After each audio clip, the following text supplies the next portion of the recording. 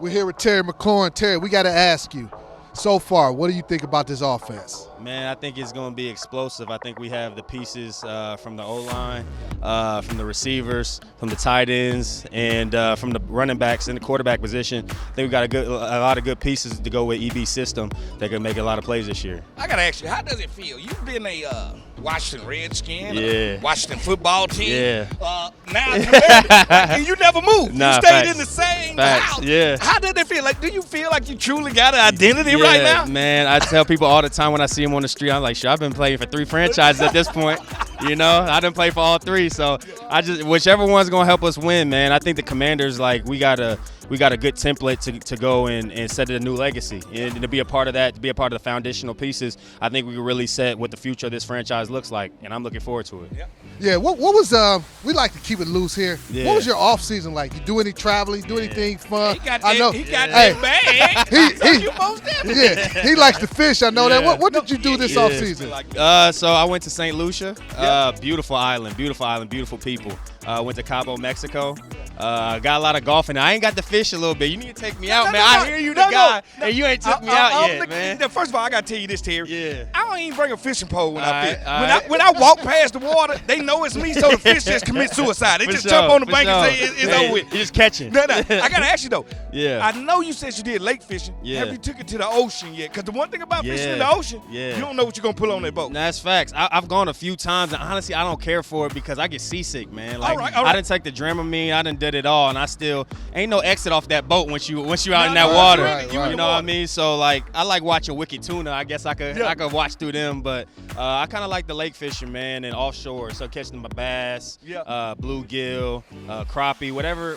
I didn't even caught a snapping turtle before. All right. I caught that was crazy. Oh, no. Now, tell me this. You got a young quarterback, which you play with your share of quarterbacks, man. And this one thing I can give you props for. No matter who your quarterback is, you have no excuse. I go do my job. Yeah.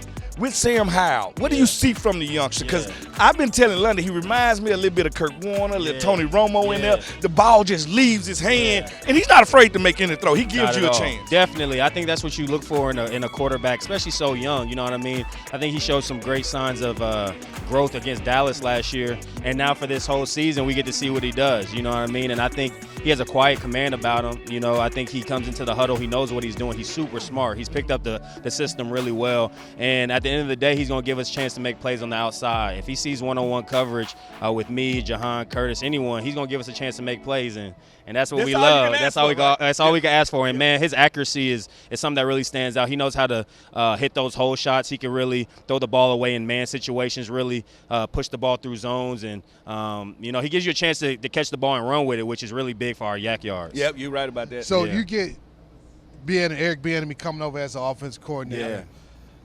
What has it been like having him? Nothing against Scott Turner, but what has it been like? Because Scott was kind of quiet compared to EB. Having EB in the meeting rooms and also on the field. Yeah. What has it been like with him? Yeah, his attention to detail is it's something I feel like I've been around, but it's even a step further with EB. You know what I mean? I think the clarity of the offense, the way he explains it in the meeting room is really important for us as offensive players because we know that what the expectation is going to be like out on the field. And he wants it exactly how he wants it. So I think you make it harder around this time during practice, so in the game it becomes second nature. You're not thinking about what's my split, what do I do against this coverage. You just already innately know what to do. And I think that comes with the reps that he tries to instill in us during this time. And I think it's a good time for us to really start working out the kinks, so when we come into camp, we firing all cylinders and getting ready for the season.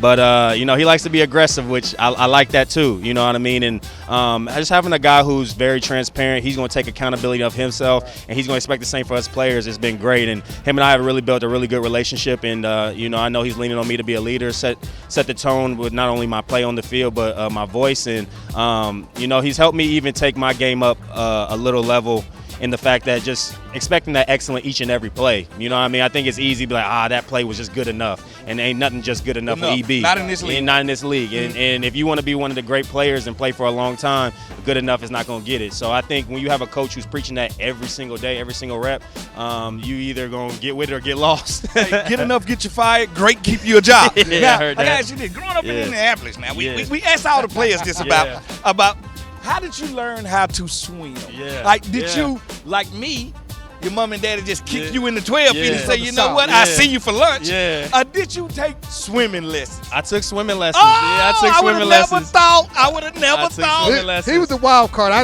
Yeah. wasn't really sure You what didn't Terry know what to had. think about this. I took a little bit of swimming lessons, but like I still can't float on my back. Like if I'm a little too deep in water, I can't.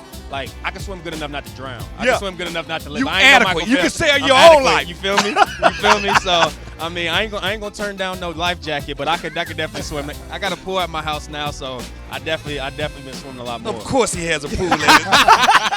You know how he stuck that in. I got a pool and a half at my house. Is it indoor or outdoor? It's outdoor. It's outdoor. It's outdoor. All right, well, we appreciate you joining us, Terry.